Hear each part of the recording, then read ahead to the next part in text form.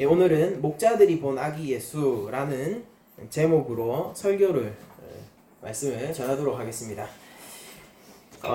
저희들이 이 본문은 저희들이 되게 잘 알고 있는 본문이지 않습니까? 이 목자들이 양떼를 지키고 있다가 천사들이 나타남을 보고 그리고 아기 예수를 영접하러 가는 본문이죠. 그러니까 저도 어릴 때부터 신앙생활하면서 이 본문을 수차례 반복해서 들었던 기억이 나고, 그리고 그때마다 이 본문이 결국 뭘 얘기하는지 생각하지 못한 채 그러니까 예배를 마쳤던 기억이 납니다. 왜냐면은 제가 어릴 때 이런 설교들을 들을 때는 보통 크리스마스 날, 저희들은 지금 성탄절을 3일 앞둔 주일에 저희들이 설교를 하고 있지만은 보통 크리스마스 당일날 이 설교를 들었고, 그때는 제가 뭐 제사보다 제밥에 더 관심이 많다고, 뭐 강도사 할 얘기는 아닌 것 같지만은, 예, 그 크리스마스에 다른 행사들이나 친구들과의 뭐 만남 이런 것들이 더 머리에 있었지, 이 본문 자체에 대해서는 그냥 그렇구나 이러고 항상 넘어갔었던 기억이 납니다. 그래서 목사님이 무슨 얘기를 하더라도 제 머릿속에는 아무런 메시지가 남지 않는 그런 본문이었던 거죠. 아주 오랜 시간 동안 말입니다. 그런데 제가 이제 이 본문에 대해서 깊이 생각하고 무엇보다도 예수님의 복음에 대해서 깊이 생각하게 되었을 때, 오늘 본문이 내가 그냥 그렇게 과거에 지나쳤어야 하는 본문이 아니라 굉장히 중요하고 내 삶 속에서 어떤 방점을 찍어줄 수 있는 본문이라는 것을 제가 향후에 아주 오랜 시간이 지난 후에야 제가 알게 되었거든요. 오늘 그것에 대해서 함께 나누려고 하고 있습니다. 여러분들, 크리스마스 저희가 설교를 시작하면은 보통 요즘에는 트렌드인 것 같아요. 뭐냐면은 크리스마스의 상업화에 대해서 우리가 항상 얘기를 먼저 소두에 꺼내는 거를 저희들이 볼 수 있습니다. 그러니까 크리스마스가 얼마나 상업화가 되었는가. 사실 이제는 우리 모두에게 공공연한 비밀도 아니죠. 공공연한 얘기이고, 이제 이렇게 크리스마스가 어떻게 상업화로 물들어가는가를 설교의 초도로 사용하는 게 일종의 클리셰에 가까울 정도로 당연시 되어 가고 있는 것 같아요. 그러니까 다들 얘기하니까 저만 안 할 수는 없죠. 그래서 저도 크리스마스의 상업화에 대해서 먼저 얘기를 하면서 설교를 진행하도록 할 텐데요. 근데 크리스마스의 주인공이 과연 지금 오늘날 누구일까를 한번 생각해 보죠. 그러니까 항상 저희들이 예수님이라고 얘기를 하고 있지만은, 그러나 정작 교회 안에서도 포함해서 얘기하는 거예요. 정작 우리 주변을 바라보면은 예수님이 주인공이라기보다는 조금 다른 것들이 주인공인 경우가 많은 것 같아요. 요즘 아이들을 보세요. 성탄절이라고 얘기하면은 이게 성스러운 탄생을 기념하는 날이잖아요. 예수님이 태어나신 성탄절이지 않습니까? 그런데 아이들한테는 산타가 있느냐 없느냐가 더 중요한 문제죠. 그리고 조금 더 나이 든 성인들에게는 크리스마스에 솔로이냐 커플이냐가 훨씬 더 중요한 문제일 겁니다. 이제 결혼한 저 같은 사람들은요, 크리스마스 뭐 무덤덤하죠. 그냥 빨간 날이에요. 그런데 이렇게 크리스마스의 주인공이 어느덧 예수님에게서 다른 무언가로 변질되어 가고 있는 것 같은데, 그거는 시대의 흐름이고 사실상 저희들이 막을 수 없는 것처럼 저는 느껴지거든요. 왜냐면은 크리스마스는 이미 너무나도 이미지 소비가 많이 되어 있고, 그리고 사실은 모든 기업들도 크리스마스를 바라볼 때에 굉장히 좋은 판매의 시즌으로 접근을 하고 나아가지, 이 크리스마스에 의미를 새기거나 뭐 조금 더 의미 있게 보내려는 사람들은 봉사 정도 하면서 보내겠죠. 이웃들과 연말에 이웃들과 함께 봉사하는 날, 그 정도로 해서 보낼 텐데, 적어도 크리스천만큼은, 예수를 믿는 사람들만큼은 크리스마스를 생각할 때에 예수님이 이 땅에 오신 날이라는 것을 반드시 기억해야 합니다. 자, 물론 크리스마스가 실제 예수님이 태어난 날은 아니에요. 그러니까 예수님은 물론 초막절에 오셨습니다. 초막절 언젠가에 오셨어요. 그리고 그것은 겨울이 아니라 가을이겠죠. 초막절이라면은. 그렇게 이 세상에 오신 예수님이, 물론 저희들이 12월 25일에 오신 것이 아니다로 하더라도 교회가 그동안 아기 예수의 탄생을 한 마음으로 기념해왔던 날들이 이 크리스천조차 이제는 더 연인에게 관심이 가거나 아니면은 그냥 빨간 날, 쉬는 날 그러면서 또 다른 뭐 어떤 행사들에 더 관심을 가지게 된다면은 정말로 저희들이 어떤 신앙의 역사 가운데서 굉장한 변질이 일어나고 있는 것임은 확실한 것 같아요. 여러분들 예수님이 탄생하셨을 때를 우리가 그럼 다시 돌아가서 그게 과연 무슨 일이었는지를 한번 생각해 보도록 하겠습니다. 예수님이 태어났을 때 세상은 어떠했고 그때 당시 세상 말입니다. 세상은 어떠했고 예수님이 태어났다는 것은 실제 그 세상에서 무슨 의미를 가지고 있었는지를 저희들이 한번 보도록 하죠. 여러분들 예수님은 로마에서 태어났죠. 로마 제국 안에서 태어나신 분입니다. 그래서 그때 당시의 왕이 예수님이 탄생했을 때의 왕이 아우구스투스라는 왕인데요. 여러분들이 잘 알고 있는 뭐 우리가 줄리어스 시저 혹은 율리우스 카이사르 이렇게 알려져 있는 그 시저 황제의 양자예요. 그리고 이 양자 아우구스투스는 굉장히 정치적인 술수도 뛰어났고 그리고 굉장히 막강한 권력을 가지고 있어서 권력 쟁탈전을 피로 물들인 권력 쟁탈전이었거든요. 정말로 모든 것들을 사륙하고 자신의 권력에 이제 우리가 조선이 건국될 때 피해 권력 쟁탈전이 있었던 것만큼 그것을 방불할 정도로 굉장히 핏빛 그리고 자비가 없는 권력 쟁탈전을 치르고 권력을 차지한 그런 굉장히 능력 있는 황제였습니다. 아우구스투스는 로마를 굉장히 중요한 전환점을 만든 황제인데 그게 뭐냐면 로마가 공화국에서 이제 아우구스투스 황제가 그 자신이 수장이 되면서 제정 로마로 바뀌어요. 그러니까 완전히 황제 중심으로 국가가 재편되는 것이죠. 더 이상 민주정은 없습니다. 그렇게 그가 가장 높은 자리에 올랐을 때 황제의 자리에 올랐을 때 그가 제일 먼저 했었던 작업이 뭐냐면은 율리우스 카이사르 즉 자신의 양아버지죠. 그를 신으로서 추앙했고 사람들에게 그를 신으로 경배케 했고 자신을 신의 아들이라고 부르게 했어요. 즉 아우구스투스는 하나님의 아들입니다. 스스로 칭하기를. 그는 그렇게 신의 아들이 되었고 세상의 구주가 됐어요. 이거 그냥 제가 여러분들한테 비유로 하는 말이 아니라 정말로 그런 단어를 썼어요. 그는 로마의 구주가 되었고요. 로마 사람들한테는 로마가 세상이었거든요. 로마 밖은 뭐예요? 야만이잖아요. 그러니까 세상의 구주가 되었고 점점점 신앙적인 경배의 대상이 되어갔습니다. 아우구스투스라는 그 이름은요. 참으로 로마 제국 즉 세상이에요. 세상의 평화를 담보하는 이름처럼 여겨졌습니다. 그는 마침내 세상의 주인이 되어서 평강의 왕이 되었단 말이에요. 그게 예수님이 태어나셨을 때의 로마입니다. 그런데 바로 그 동시기에 로마 제국에서 동쪽 변방에 그 누구도 신경 쓰지 않는 베들레헴이라는 지역에 아주 시골 지역이에요. 여기에 한 아기가 태어나게 돼요. 그 아기는 지금 강보에 쌓여서 구유에 누워져 있고요.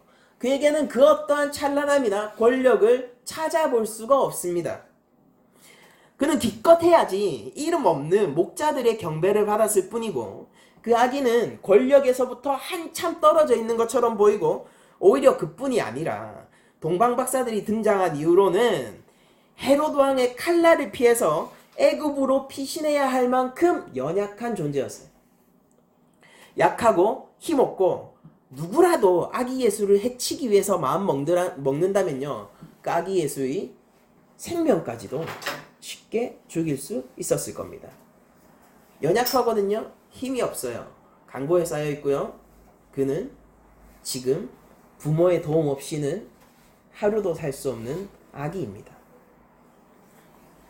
이 아기는 훗날 건강하게 자라서 자신의 아버지가 하나님이라고 얘기하면서 공공연히 자신이 신의 아들임을 자처합니다.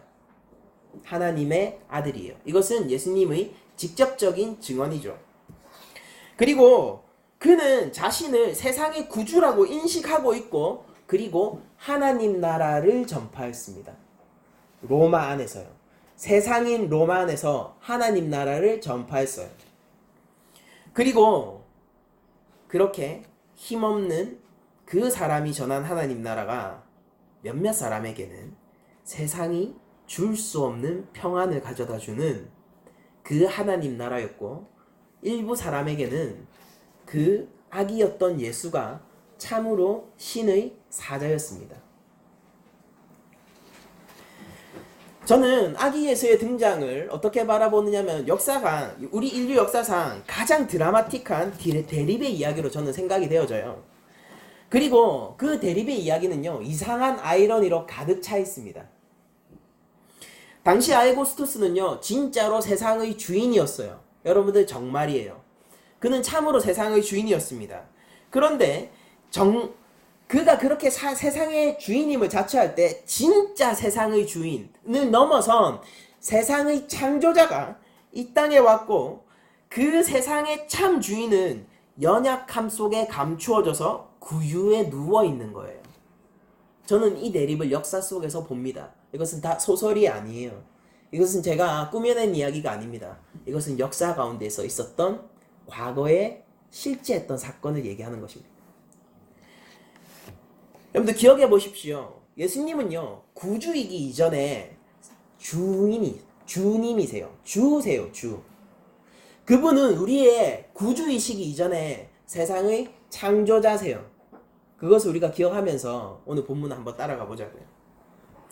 당시 아우구스투스는요, 예수님의 존재를 알지도 못했고 신경 쓸 필요도 없었습니다. 그러나 아우구스투스가 그렇게 예수를 자신의 뭐라고 해야 될까요? 이 인식 범위 안에서 완전히 지워버리고 있을 때, 한밤에 양떼를 끌고 나와서 일을 해야 했던, 고단했던 목자들에게는 아기 예수가 진정한 평화로 알리워지는 사건이 오늘의 사건이거든요. 목자들은요, 그때 아기 예수를 보면서 저는 확신하는데 세상에 평화를 가져다 줄 왕의 출현을 그들은 확신했었을 것이라고 저는 믿습니다. 왜냐면은 천사가 그것을 증언했지 않습니까? 아우구스투스는 스스로의 힘으로, 굉장한 전략가예요. 스스로의 힘으로 신의 아들이라는 지위를 차지했고 온 세상 사람들에게 그것을 찬양하게 만들었습니다. 그러나 진짜 하나님의 아들은 자신의 영광을 숨기고 연약한 유체에 갇혀서 다만 이름 없는 목자들이 경배를 받았을 뿐이에요. 이 이상한 이야기는 이런 아이러니로 가득 차 있는 거예요. 여러분들, 그럼에도 불구하고 우리에게 중요한 사실은 뭐냐면요, 천사들이 경배를 받은 자가 누구냐라는 것입니다. 아우구스투스가 아니라 바로 강보에 쌓여 구유에 누워있는 아기 예수가 경배의 대상이 되었다는 거예요. 천사들에게요. 그것도 한 천사가 아니요, 천군, 수많은 천사들이 경배의 대상이 되었다는 것입니다. 천사는 이렇게 얘기하죠. 두려워 말라, 무서워하지 말라. 이 말에서 제가 느껴지는 모드는 무엇이냐면요, 그 자리에서 천사를 바라봤던 그 목자들이 얼마나 그것에 압도되고 경외되어 가는 것에 대한 어떤 성경의 힌트라고 저는 생각을 합니다. 여러분들이 한밤에 늘 있는 일상입니다. 일상. 매일의 루틴이에요. 한밤에 양을 끌고 나와 335 나와서 양들을 치면서 할 일 없이 양들이 풀을 먹는 것을 한번 바라보고 있다고 생각해보죠. 그때 그 일상을 깨고 하나님의 계시가 눈앞에 펼쳐지고 있는 것입니다. 천사들이 나타났어요. 한 존재가 아니에요. 천군이었어요. 그들을 압도합니다. 그들은 무서워했을 거예요. 근데 그 천사들은 심판의 천사가 아니라, 군사잖아요. 천군이란 말이에요. 심판의 천사가 아니라 좋은 소식을 전하는 참 하나님의 사자로 앞에 나타난 거예요. 두려웠지만 기뻤을 것이고, 그 천사가 하는 이야기가 무엇인지 듣기 두려웠음에도 불구하고 알기를 원했을 거예요. 제가 생각하는 목자들의 심정은 그러합니다. 그리고 그 천사가 찬양하며 하늘의 영광이고 세상에 이사야 선지자가 얘기한 평강의 왕으로 오신 분이 지금 여기 계신데, 그가 바로 강보에 쌓여 구유에 누워있다라고 얘기를 하고 있는 겁니다.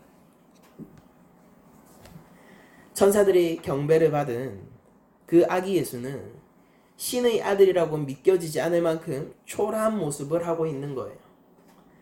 목자들이 그 연약함 속에서 바라봤던 게 그것으로 말미암아 성경에 기록되고 그것으로 말미암아 그들이 기쁨에 찼던 게 바로 이 비밀을 그들이 그때 봤기 때문입니다. 진짜 하나님의 아들은요, 찬란한 높은 곳에 있는 아우구스투스가 아니에요. 진짜 하나님의 아들은 바로 지금 구유에 누여있는 이 연약한 아기입니다.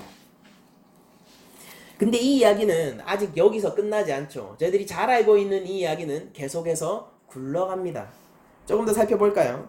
근데 보통 이런 이야기들은 영웅담의 이야기가 되기 십상이죠. 영웅담의 이야기를 저희들이 한번 생각해 볼까요? 처음에는 비록 하찮게 여겨지고 업신여김을 당하지만은 시간이 지날수록 그 아이는 그것을 극복하고 성장해서 마침내 왕이 되는 이야기가 일반적인 영웅담이지 않습니까? 그런데 예수님의 이야기는 그런 식의 영웅담과는 전혀 달라요. 오히려 가만히 보면요, 오히려 영웅 스토리에 이런 클리셰적인 영웅 스토리 안티테제에 가까울 만큼 모든 면에서 실패 이야기에 훨씬 가깝게 예수님의 인생이 굴러가게 됩니다. 천사들에게 찬양을 받았던 그 아이는요, 성장합니다. 그래서 권위 있는 가르침을 베풀고 이적을 행하고 많은 사람들의 추앙도 받게 되죠. 여기까지는 괜찮은 것 같아요. 그런데 그것으로 말미암아 그 아기는 죽임당하게 됩니다. 그는 자기 백성에게 찢겼어요. 그 아기 예수가 버림당한 것은 자신의 백성에게서입니다. 그가 수없이 베풀었던 권능과 구원의 속길은요, 스스로를 구원하는 데 너무나도 무력해 보인다는 그 현실, 십자가 현실 앞에서 사람들이 기대는 산산조각이 나게 됐습니다. 그 권위 있는 가르침을 베풀던 그 입술은요, 그의 죽음과 함께 그 가르침도 함께 매장되는 것처럼 보이거든요. 그는 세상에 분란을 일으키고 율법적인 질서, 다른 거 아니에요. 율법적 질서를 어지럽히는 사람으로서 마땅히 받아야 할 형벌을 받는 것처럼 보이고 있습니다. 이게 이 이야기예요. 근데 여기서 그 사건이 있고 2000년 이후인 지금 여러분들께 한 가지 질문을 해보겠습니다. 자, 이제 2000년이 지났어요. 그러면은 여러분들께 묻기를, 이제 여러분들에게는 누가 평강의 왕으로 인식되어지고 있습니까? 아우구스투스입니까? 아니면 아기 예수입니까? 누가 죽음을 이기셨습니까? 아우구스투스입니까? 아니면 아기 예수입니까? 오늘날까지 멸망하지 않은 나라는 어디이죠? 로마입니까? 아니면 하나님 나라입니까? 천사들은 그 찬양의 대상을 착각하지 않았어요. 지금 연약한 육체 그 가운데서 아무런 힘을 발휘하지 못하고 하늘 영광이라는 건 한 톨도 찾아볼 수 없는 그 아기 예수가 참으로 경배의 대상이 맞았던 겁니다. 연약한 육체는 강보에 쌓여서 말이 먹는, 이게 말의 밥통이잖아요. 양의 밥통이잖아요. 그 구유 위에 올려져서 그가 참으로 세상의 주인이며 평강의 왕임을 아이러니하게 그 모습으로 지금 전달을 해주고 있는 것입니다. 그러면은 여러분들, 성자는 그런 연약한 모습으로 왜 이 땅에 오셨어야 했는가요? 예수님의 오심은요, 성자의 이 땅에 오심은요, 이미 분열과 균열을 뭔가를 가지고 있는 거예요. 여러분들, 일상 가운데서 그 일상을 깨고 하나님의 계시가 나타났을 때 목자들이 두려워했던 그 두려움과 경외감들을 한번 생각해 보죠. 여러분들, 예수님이 이 땅 가운데 오셨다는 것은요, 우리 죄인들이, 다른 것 아니에요. 죄인들의 일상을 깨고 죄인들의 역사를 깨면서 뭔가 균열을 가하고 대립을 가지고 오는 게 예수님의, 아기 예수님의 탄생의 이야기거든요. 아우구스투스는 아기 예수를 한 번도 인식한 적 없지만요, 아기 예수는 아우구스투스의 완벽한 안티테제였습니다. 이 세상은요, 예수님에 대해서 의식하지 않고 예수님이 없다, 그분이 무엇이냐라고 얘기를 하지만요. 예수님이 가져온 하나님 나라는요. 이 세상에 대한 완벽한 안티테제예요. 아니, 조금 더 정확하게 얘기하자면은 참으로 회복된 세상이고 갱신된 세상을 하나님이 이 땅에 가지고 오신 것입니다. 예수님 왜 이 땅에 오셔야 했습니까? 예수님은 왜 성육신이라는 형태로 왜 하필이면 그렇게 연약하고 하늘의 영광이 하나도 없는 그 모습으로 이 땅에 오셨어야 했냔 말이에요. 결론부터 말씀드리죠. 예수님은 죄인들을 사랑하셨어요. 예수님은 죄인을 사랑하셨다고요. 여기에 의인이신 분들은 지금부터 나가셔도 돼요. 이 설교는 여러분들과 아무 상관이 없습니다. 그러나 죄인이신 분들이 이 자리에 함께 하고 계신다면요. 여러분들 이 설교를 제대로 들으세요. 예수님은 죄인들을 사랑하셨습니다. 크리스마스는 저에게 인류 역사상 가장 큰 사랑의 순간을 찬양하는 날이에요. 예수님의 탄생을 우리 교회가 기념한다는 것은 바로 그런 의미를 가지고 있는 것이죠. 요즘 세상은 뭐라고 사랑에 대해서 얘기합니까? 사랑은 호르몬의 작용인가요? 아니면 사랑은 부질없는 것입니까? 사랑은 존재하지 않는데 우리가 있다라고 믿었기 때문에 있는 것이에요? 여러분들 정말 여러분들이 사랑할 때를 한번 떠올려 보십시오. 내가 사랑에 빠졌을 때 그것이 연인이라도 좋고 아니면 자녀를 향한 사랑이라도 좋고 아니면 부모님을 향한 사랑이라도 좋아요.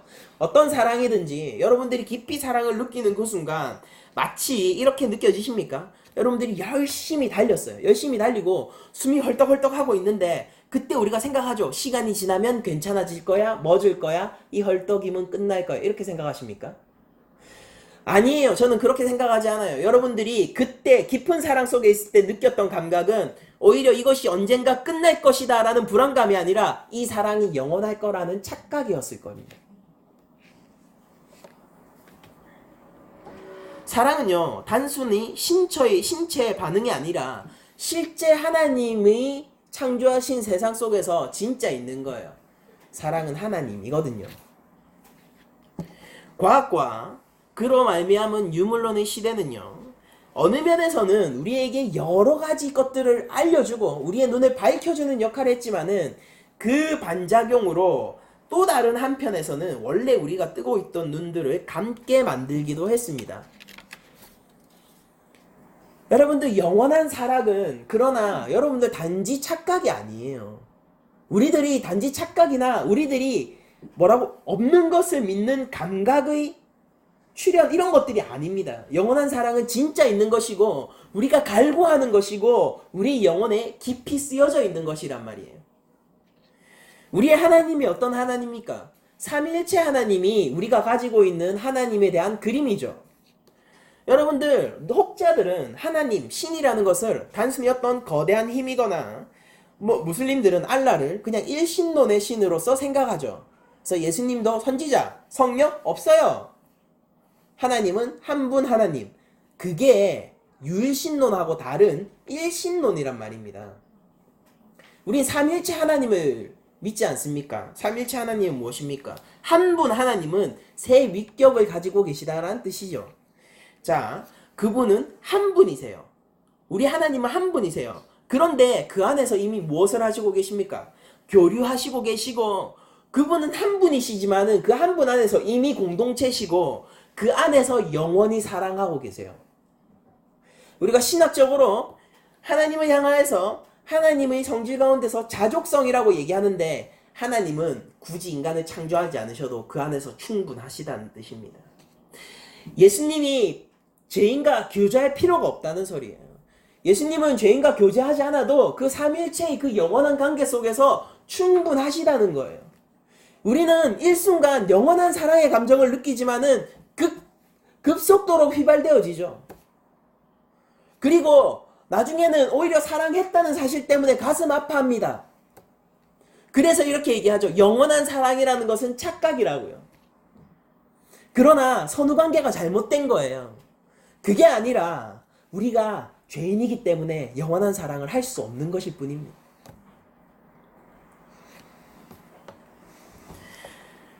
그렇게 영원히 하나이시고 삼위로서 영원히 자족하시고 자충하시고 충분하신 하나님이 이 땅 가운데 죄인을 만나러, 죄인을 사랑하러 오셨어요. 그게 바로 아기 예수님이 이 땅 가운데 죄인들의 일상을 깨고 부수고 하나님 나라를 가지고 온 바로 이날의 사건입니다. 저는 이 바보 같은 하나님의 행동에서요, 너무나도 충분한 하나님스러움을 보고 있습니다. 여러분들, 우리가 어떻게 하나님을 알 수 있습니까? 이렇게 물어볼게요. 여러분들, 초등학생이 어떻게 과학자의 이론을 알 수 있겠어요? 차원이 다르잖아요. 여러분들 가운데서 무엇인가의 전문가가 있을 거예요. 여러분들 가운데서 내가 어떤 것에 스페셜리스트다, 내가 프로페셔널하다라고 생각하는 분들이 계실 거예요. 그런데 여러분들보다 훨씬 수준이 낮은 초등학생에게 여러분들이 아는 것을 어떻게 가르칩니까? 이것은 탄수화물로서, 밥을 보면서 이것은 탄수화물로서 우리 3대 영양소 중에 하나이므로 뭐 이런 식으로 신체에서 어떤 작용이 이렇게 여러분들 얘기하세요. 그렇게 아니라 이렇게 얘기하죠. 이거 맘마야, 먹으면 건강해져. 이렇게 낮추어서 설명하죠. 그 아기는 여러분들이 낮추어서 설명하기 전까지 그것이 무엇인지 이해하지 못할 거예요. 피조물과 창조주 하나님의 차를 한번 생각해보죠. 수준 차라고 말하기도 민망할 정도로 아예 다른 차원이에요. 우리가 어떻게 하나님을 알 수 있습니까? 우리의 능력으로요? 인류가 그렇게 시도했지만 단 한 번도 하나님을 발견한 적 없어요. 그리고 오만의 말을 뱉습니다. 하나님은 없어. 하나님이 자신 스스로를 낮추어서 계시해 주시지 않고, 하나님, 우리가 아기에게 맘마 먹으라고 얘기하듯이 죄인들을 어르고 달래면서 하나님이 낮추어서 우리에게 말을 걸어주시지 않으면요, 우리는 그 어떠한 경우에도 하나님을 알 수 없어요. 하나님을, 여기 계신 분들은, 저는 여러분들이 하나님을 알기를 원한 분들이 여기 계시다고 저는 믿습니다. 하나님을 알기 원하는 여러분들에게 지금부터 희소식을 들려드릴게요. 하나님이 낮추어 이 땅 가운데 오셨습니다. 그분은 만질 수 있고, 그분은 보였고, 그분의 음성은 들을 수 있었고, 그분은 심판의 주인임에도 불구하고 하늘 영광을 버리고 심판의 권세를 스스로 포기하셔서 그 앞에 서서도 우리가 죽지 않을 수 있게 되었어요. 하나님을 알기를 원하세요? 예수 그리스도를 믿어야 하는 것입니다. 여러분들이 하나님과의 관계가 회복되기를 원하십니까? 예수님을 믿어야 되는 거예요.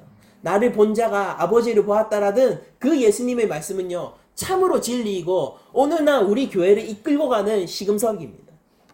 교회는 예수님 중심인 거예요. 여러분들,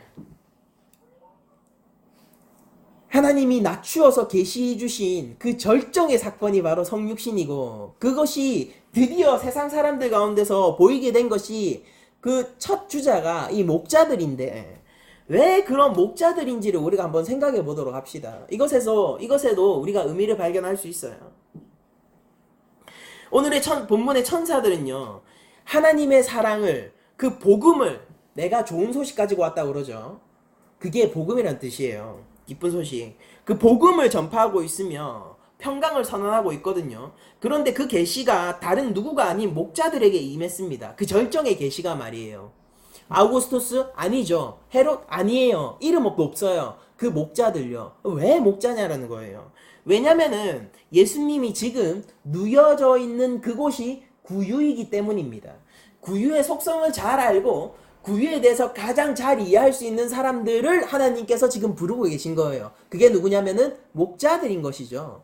목자에게 구유는요, 굉장히 일상적인 것이고, 그 구유가 어떤 기능을 하는지, 이 구유가 무엇인지에 대해서 그 누구보다도 잘 알고 있던 사람들이거든요. 목자들은 천사들 앞에서 두려워 떨면서도 그럼에도 불구하고 천사들이 말이 궁금해서 그 아기 예수를 찾아갑니다. 그리고 거기서 구유에 놓인 아기 예수를 발견하게 되죠. 여러분들, 예수님이 베들레헴에서 나셨는데, 베들레헴의, 이게 히브리어잖아요. 이게 히브리어예요. 이것의 뜻이 뭐냐면은요, 빵의 집이라는 소리예요. 떡의 집, 밥집. 거기에서 양들이 먹는 구유 위에 마치 밥처럼 올려져 있는 것이, 떡처럼 올려져 있는 것이 예수님의 지금 형상이라고요. 목자들은 자기 양들을 먹이기 위해서 매번 신선한 양식을 그 구유 위에 두고 있었을 거예요. 그런데 양들이 먹어야 할 양식이 놓인 그 구유 위에 아기 예수가 눕혀져 있습니다. 이게 바로 계시고 이게 바로 복음입니다. 예수님은 참 목자로서 이 땅에 오셨습니다. 죄인들의 구주세요. 참 목자세요. 그분이 이 땅 가운데 오셨습니다. 그 목자는 참으로 신실한 목자셔서 자기 양들에게 가장 좋은 먹이를 먹이고 그 어떤 위협으로부터도 상하지 않도록 절대적인 보호를 해주십니다. 그 목자들은요, 자기 양들을 먹이는데 영원히 배불리고 영원히 목마르지 않게 하세요. 이것이 바로 우리들이 가지고 있는 선한 목자입니다. 교회 목자세요. 이것은 마치 하늘에서 비처럼, 출애굽기 표현이에요.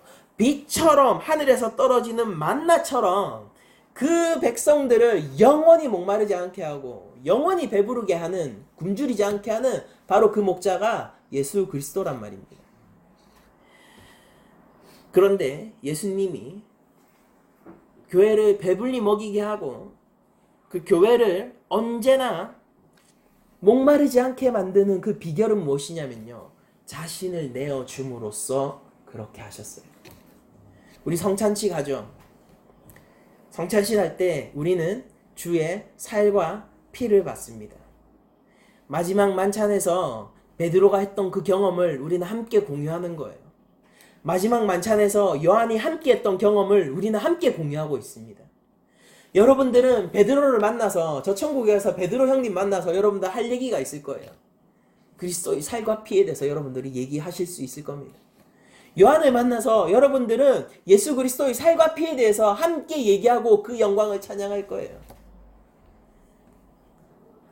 예수님은 구유에 놓여 서서 자신의 양들의 먹이가 되셨습니다. 이것이 죄인들에 대한 좋은 소식입니다. 여러분들, 교회 목자 예수님이 교회를 위하여서 피를 흘리셨다는 사실은 너무나도 유명한 이야기입니다. 그러나 예수님이 날 때부터 그것을 예비하고 계셨다는 것은 잘 알려지지 않은 이야기입니다. 예수님은 그것 때문에 이 세상에 오셨어요. 목자들이 본 아기 예수는 어떤 아기입니까? 목자들이 본 세상의 주인은 자기 양들을 위해 구유에 누워 계시고 그들의 먹이가 되기 위해서 자기의 연약함을 드러내고 계신 그 예수가 바로 아기 예수였던 거예요. 십자가에 끌려 올라가는 어린 양을 여러분들 바라보시기 바랍니다. 도살장에 끌려감에도 불구하고 그는 신음소리 하나 내지 않으며 마치 자기가 마땅히 걸어야 할 길인 듯 걷고 있어요. 사실 그 길은 죄인들의 길임에도 말이에요. 사실 그 길은 하나님에 의해서 저주받은 자가 걸어야 하는 길임에도 말입니다. 그 저주로부터 우리가 구원을 받은 유일한 근거는 무죄하신 예수님이 그 죄인의 길을 대신 걸으셨기 때문이에요. 단 하나, 그 이유 때문에 우리에게 영원히 목마르지 않고 영원히 굶주리지 않는 영생이 찾아온 것입니다. 아기 예수는 그 탄생 장면은 이미 그것을 위하여서 예수님이 오셨음을 보여주고 있습니다. 여러분들, 목자들이 그날 받은 복음을 우리가 함께 공유하고 함께 받자고요. 교회라는 것은 굉장히 독특한 공동체인데 어떤 공동체냐면은 기억의 공동체예요. 감각을 함께 공유하는 공동체라고요. 왜 우리가 예수 그리스도의 손에 못을 박은 적이 없음에도 불구하고, 심지어 우린 동시대 사람이 아니잖아요. 그럼에도 불구하고 왜 내가 예수를 죽였다라고 얘기하느냐고요. 예수를 팔아넘긴 그 제자들의 기억을 우리가 함께 공유하고 있기 때문이에요. 그 감각을 우리가 함께 공유하고 있기 때문이에요. 우리는 마지막 만찬에 한 번도 참여해 본 적이 없음에도 불구하고 우리가 어떻게 예수 그리스도의 살과 피를 공유하고 있습니까? 우리 교회라는 것은 기본적으로 감각의 공동체이고 기억을 공유하는 기억의 공동체이기 때문입니다. 우리는 성령 안에서 하나이고 예수 그리스도를 머리로 한 한 몸이란 말이에요. 시간을 초월하는 것이에요, 이것은. 여러분들, 그렇다면은 목자들이 그 감탄을 했던 그 순간도 오늘날 우리가 함께 공유할 수 있지 않을까요? 여러분들, 복음이라는 것이 무엇입니까? 교회의 중심이 무엇입니까? 예수님이 이 땅에 오셨다는 것이 뭐예요? 제가 앞서서 크리스마스의 상업화에 대해서 여러 가지로 이야기했는데, 크리스마스가 그렇게 상업화되고 그렇게 크리스마스가 계속 변질되어 감에 있어서도 우리 크리스천들이 아무런 감각을 느끼지 못한다면요, 여러분들, 정말 교회로서 내가 한 감각을 공유하고 있는지, 내가 한 성령, 한 믿음 안에 있는지에 대해서 진지하게 한번 생각해 보셔야 돼요. 아기 예수의 탄생은요, 그저 좋은 일 하는 정도의 이야기에서 그치지 않아요. 아기 예수의 탄생은요, 세상 가운데 균열을 내는 스토리입니다. 아우구스투스는 한 번도 의식하지 못했지만은요, 그가 멸망당할 로마 제국에서 마치 영원할 것 같이 느꼈던 그 순간, 진짜 영원한 한 나라가 이 땅 가운데 균열을 내고 뚫고 온 그 순간이 바로 아기 예수의 탄생의 순간이란 말이에요. 여러분들, 예수님이 우리 죄인들의 구주가 되십니다. 예수님이 이 땅 가운데 오셨어요. 버림받은 자들에게 오셨습니다. 근데 사회로부터 버림받은 자들이 아니라 하나님으로부터 버림받은 자들을 위해서 오셨다고요. 우리가 감각을 공유하고 있습니까? 그 목자들이 어떤 감각을 가졌을까요? 그들은 아무것도 아니에요. 이름 없어요. 그저 매일 해나가는 그냥 양떼치기에 바쁜 그런 급급한 평범한 목자입니다. 근데 그들은 경외감 속에서 아기 예수를 바라보게 됐단 말이에요. 우리 스스로가 죄인이라는 감각이 없고 우리 스스로가 하나님 앞에 너무나도 당당하면서 아기 예수의 탄생에 대해서 그저 쿨하게 하나님이 오셨군요 정도로 얘기하는 것이 우리 신앙이라면요, 우리가 정말로 예수님에 대해서 그분을 사랑할 뿐만 아니라 그분이 제자라고 우리가 정말로 부를 수 있는지 다시 한번 점검해 봐야 된다는 것입니다.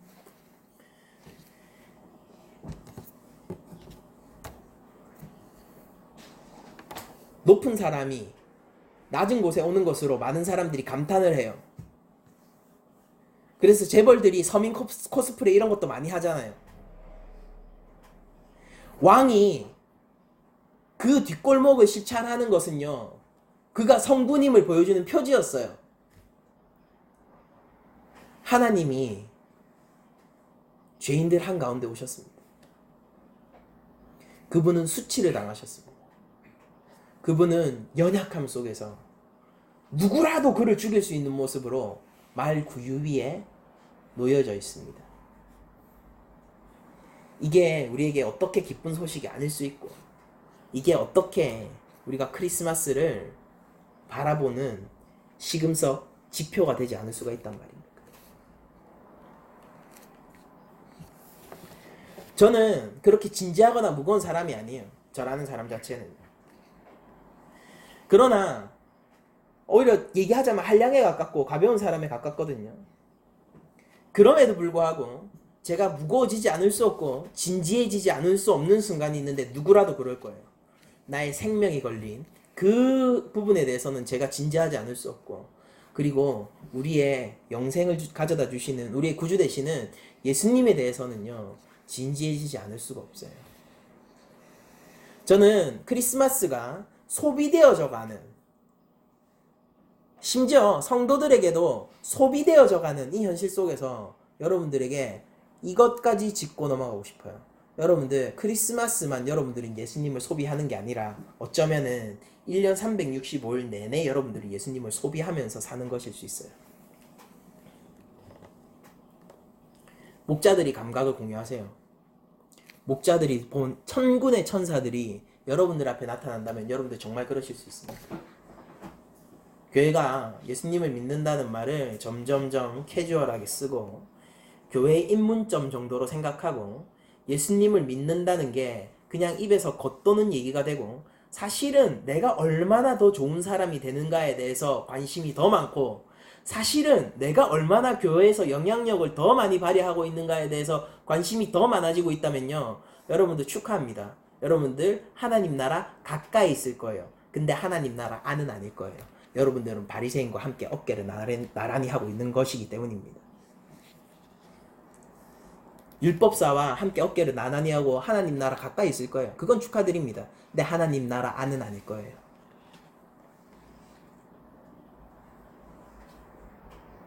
구유에 놓인 예수님을 우리들이 붙들지 않는다면요, 성도에게는 그 어떤 소망도 없습니다. 이것만은 보장해 드릴 수 있어요. 여러분들이 어떠함이 아니라 예수 그리스도의 어떠함을 여러분들이 아셔야죠. 교회는 그렇지 않습니까? 내가 얼마나 나아짐이 아니라 예수 그리스도가 얼마나 무죄하신가에 대해서 알아야죠. 교회는 그래야 되지 않습니까? 세상 사람들이 예수를 소비하고 성탄절을 모두 연인들의 것, 산타의 것으로 그 주인공을 바꾸어 나갈 때 우리 교회만큼은 그 앞에서 감사와 찬양과 경배를 해야 되지 않겠습니까? 여러분들 모든 지점에 있어서는 여러분들 물러나셔도 좋아요. 그러나 예수님이라는 이 절대 지점 안에서는 여러분들 타협하시면 안 됩니다. 예수 믿기 힘들다고요? 원래 그래요. 예수 믿는 건. 대한민국에서 예수 믿는 게 얼마나 힘드냐면요, 여러분들 조금만 예수님한테서 조금만 발 빼면요 신앙생활을 하기 진짜 좋거든요. 근데 많이 느끼시죠? 많이도 아니에요. 많이도 아닙니다. 여러분들 한 반발만 빼면요 신앙생활 하기 진짜 편하지 않습니까? 좋잖아요. 거기다가 교회 안에서도 칭찬받고 세상 가운데서도 칭찬받고 열심히 하면 할수록 더 나아질 수 있잖아요. 그럼에도 불구하고 그 사람들은요 하나님과 다른 무언가를 동시에 섬길 수 없다는 사실, 그 사실 앞에서 결국 절망하게 될 거예요. 예수님 진짜 붙들고 예수 그리스도의 주되심을 붙들면서 살기에는 이 현실은 너무 각박합니다. 그래도 여러분들은 예수님을 믿고 그리고 구유에 놓이신 예수님의 참 의미를 알아 목자와 같은 기억을 공유하며 예수님을 찬양할 수 있는 교회가 되시기를 축원합니다. 아멘. 이제 말씀을 마치겠습니다. 여러분들 한 주간 사시면서 이제 크리스마스, 수요일 크리스마스잖아요. 그때 우리를 위하여서 우리를 사랑하셔서 오신, 거기다가 삼위일체의 그 교제함을 우리에게 가지고 오신 그 예수님의 사랑 가운데서 그것을 묵상하고 그 사랑에 경도되어서 살 수 있는 한 주간이 되기를 축원하며 여러분들이 예수님의 제자로서 하나님의 자녀로서 그 품격에 맞는 삶을 결단하기를 축원하면서 모든 말씀을 마치도록 하겠습니다.